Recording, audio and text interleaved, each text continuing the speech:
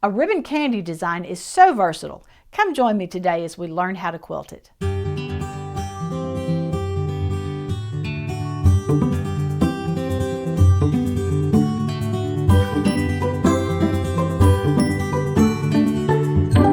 Hey guys, welcome back to Frances Quilts. If you're new to this channel, my name is Frances Arnold and I have been quilting for almost 40 years. I love free motion quilting, and every Friday I do a video of some form of free motion quilting. Over the last few weeks we've been working through this really fun and simple charity quilt, and we've alternated between some straight lines and some curves and straight lines and curves, and today we're up to curves. We're going to be quilting these triangles right in here, and we're going to be adding some curvy designs, curvy lines to them. So let's just go to the machine and start doing that. Okay, the curvy design that I have decided to use is a ribbon candy design. You've probably all seen it. It looks like that ribbon candy that we used to have at Christmas time. So let me show you how you quilt it. If I'm quilting in between this area right here, I'm going to be quilting from here to here. It's very easy to do. You start out with one corner here, you do a loop up, and then back over to the next, and you hit that edge. Then when you're coming around, you're going to be aiming for this point right here. So I'm going to make a little bit bigger loop, and I'm going to hit that point, and then I'm going to come over here, and I'm going to keep coming around here till I'm always aiming most of the time for the center of the previous loop that you've done.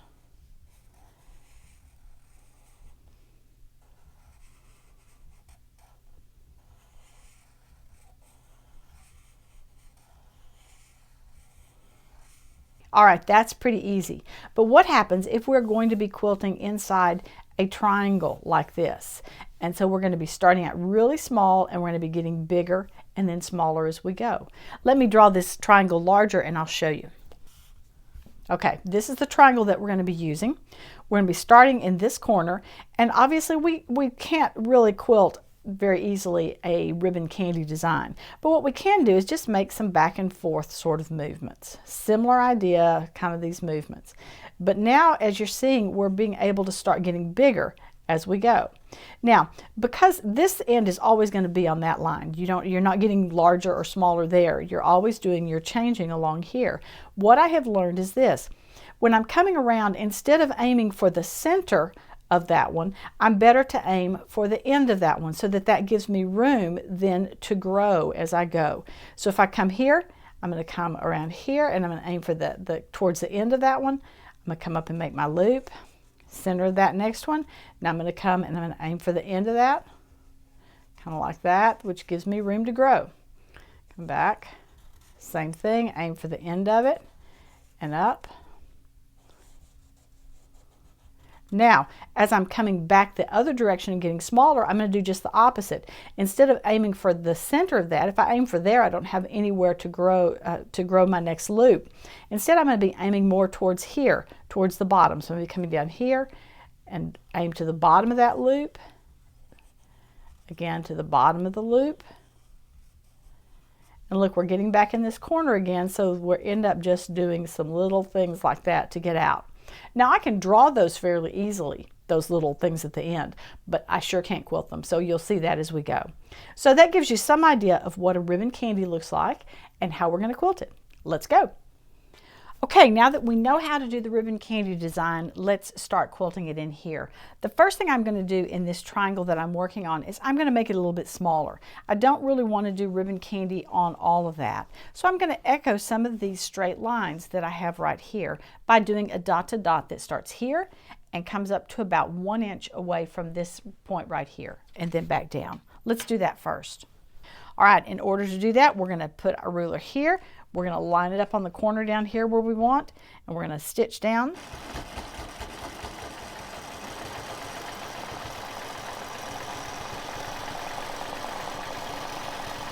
Stopping when we get to that center line right there. And now we're going to put our ruler here, and we're going to bounce back down to here.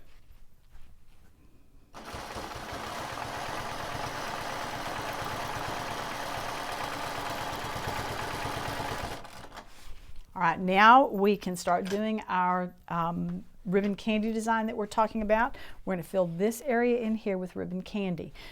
Now remember, when we start the ribbon candy, we're just going to make some little bitty stitches to begin with and just kind of make some little curves, and then we start saying, okay, now we can start making a curve. Remember, when I am coming up to the top, I'm headed for the top of that curve so that I can get bigger. Hit that one. And you notice I'm not really touching these curves, I'm just coming close to them. That one went a little bit on the white, I need to be careful. Come back to here. They hit the top of that curve so that I have plenty of room to grow. Same thing, top of the curve. And back down. Top of the curve.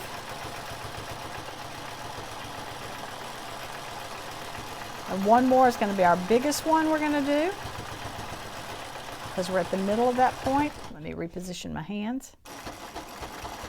Hit the top of that curve, and then come back down. Now I want to hit the bottom of the curve rather than the top, so that I have room to make my curve smaller. Hitting the bottom of that loop.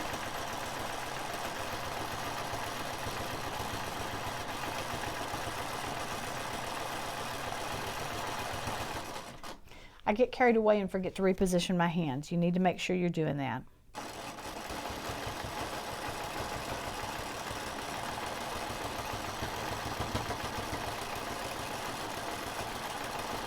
Now I'm getting almost too small to be doing these designs, so I'm just kind of going back and forth a little bit and into that corner. Now I want to be able to continue around the quilt this direction, and also there's a fair distance there between this line and this line. So I'm going to put another dot to dot line in that splits that difference right there and ends up at that point right there. So I'll line it up.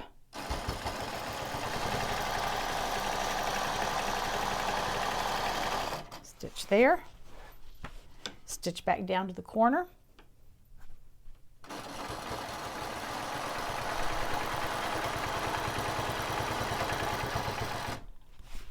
And I'm ready to do the next one. All right, I have turned my quilt. Before I do this next one, I am probably always going to do that, just simply because I find ribbon candies hard to do in different directions. I'm much better if I'm going side to side like this. So I'm going to always be turning my fabric so that I can do that.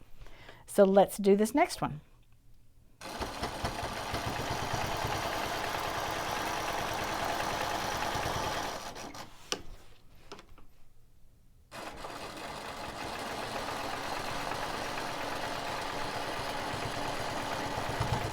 Okay, I'm going to turn so that I'm comfortable with my orientation. I'm going to be headed back this direction with my ribbon candy, and let's go.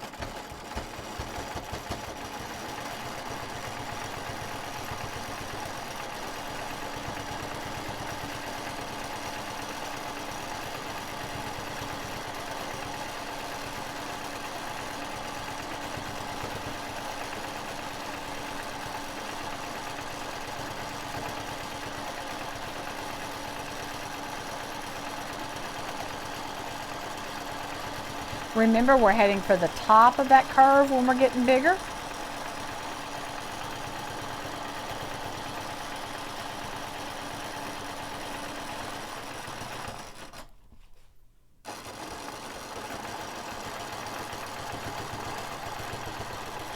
And we're heading for the bottom of the curve when we're getting smaller.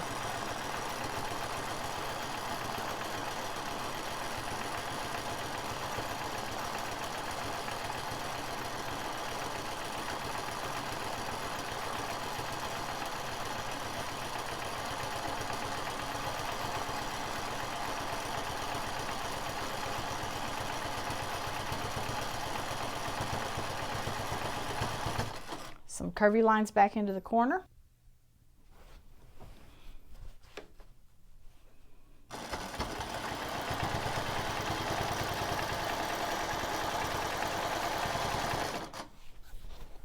Finish our dot to dot.